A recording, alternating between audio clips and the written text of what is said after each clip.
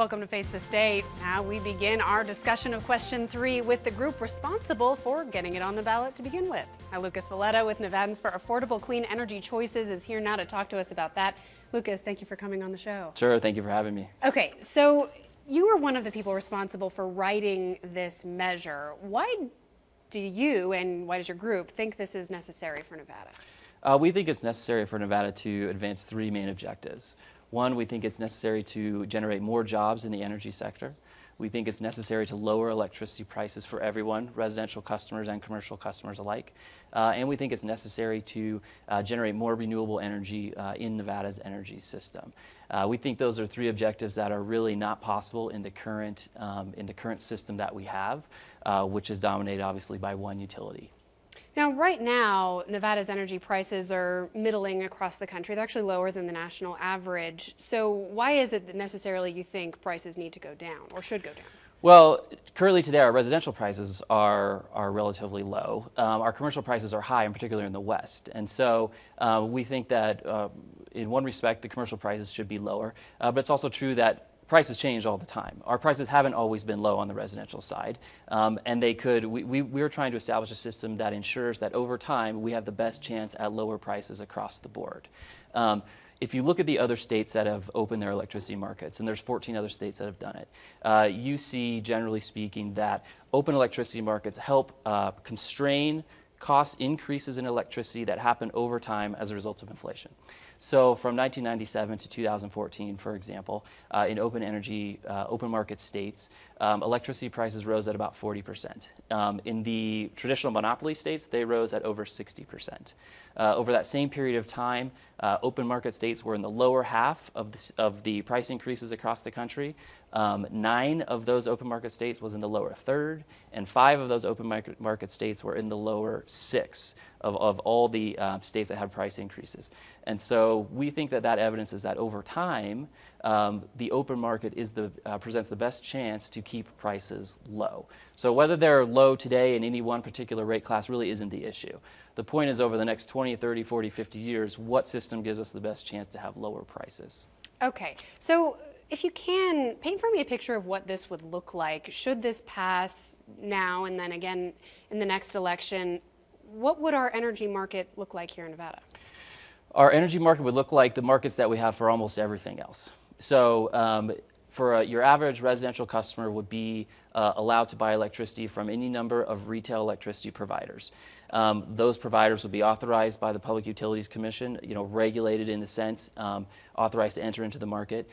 They would present customers with different options. So you could have options for electricity service that were of particular length, so you could have a short-term contract or a longer-term contract, and the pricing would probably fluctuate depending on the term of the contract that you want. You would have the option to buy more renewable energy or to integrate more renewable energy into the resource mix that's serving your home at any particular time. And the price would reflect that too.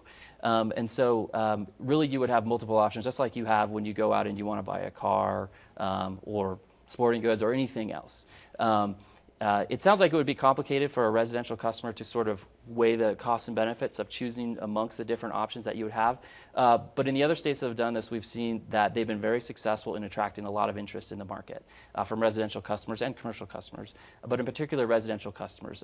These states have invested a lot of time and money in educating the public as to how to evaluate different electricity options, what the components are of the rates, and how you should compare the two.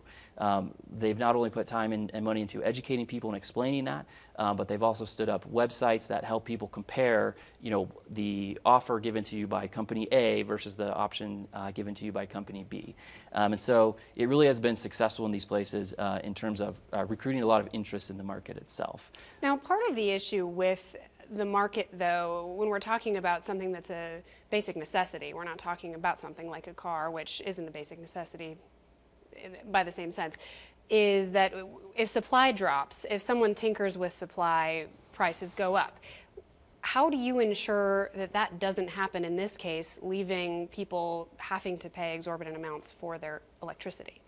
Well, we do it much the same way we do now, and you'd enter into a contract for electric service. And so it's not as if your price, the price of the electricity that you're buying would change from day to day. It may change from day to day for the person producing the electricity, but you would presumably have the option to enter into a contract that set a rate for the over the term of the contract that you enter into.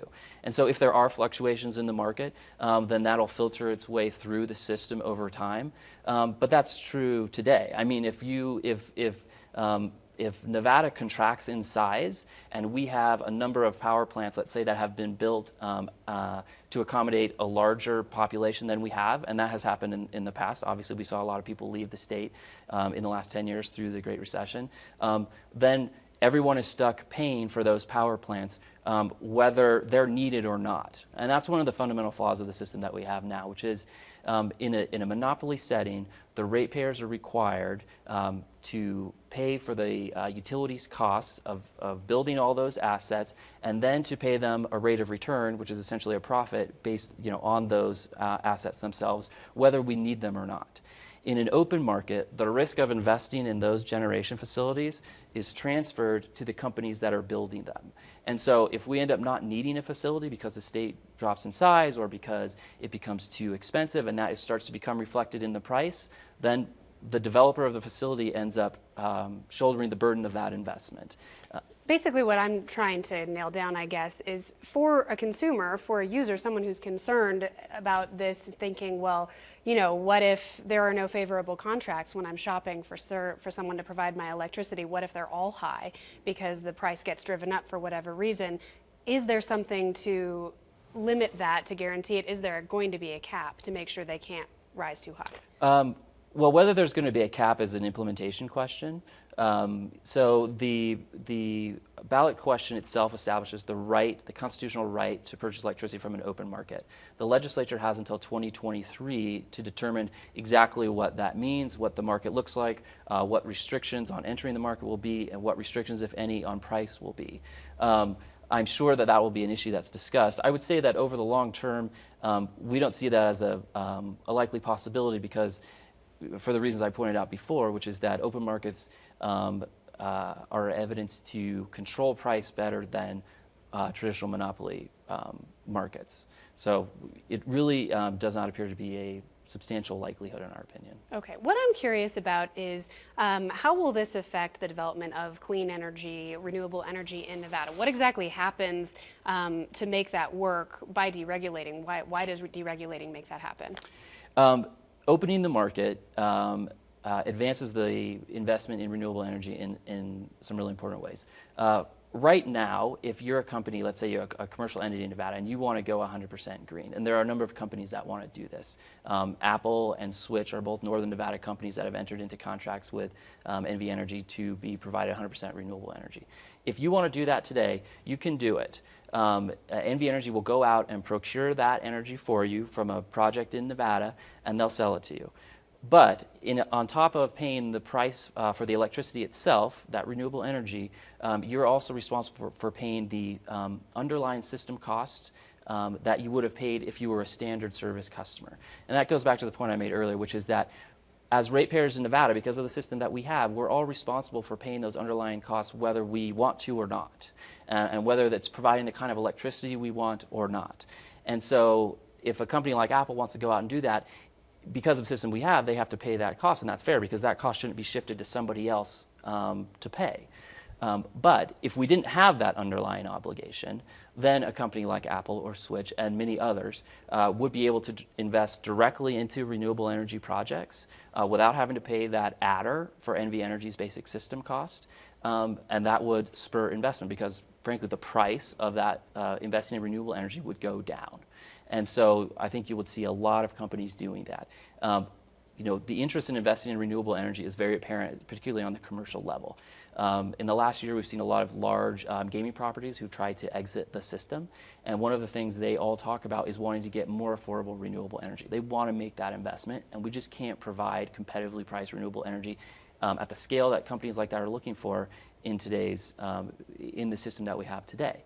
And their interest in renewable energy reflects the national trend in that way.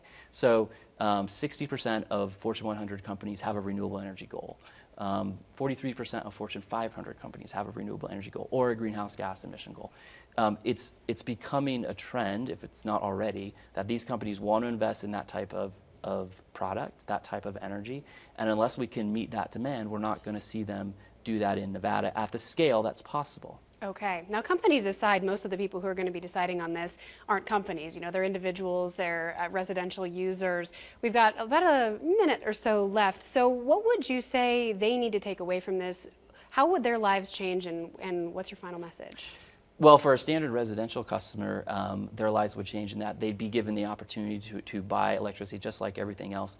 That should drive down the prices, as I discussed before. That'll give them also the opportunity to buy more renewable energy if that's what they value. Right now, we only have the amount of renewable energy in the system, the type of technology in the system to be more efficient, to deliver more green energy that the Public Utilities Commission tells us we can have.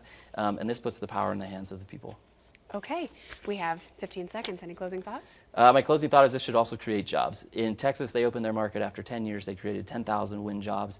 And in a number of other states, they have exorbitant amounts of particularly renewable energy jobs because they opened their market and allowed the type of investment we're talking about. All right, Lucas, thank you so much for your time. I do appreciate it. Thank you. All right, well, coming up on Face the State, I'll sit down with the opposition to question 3 to hear their arguments. That's right after the break.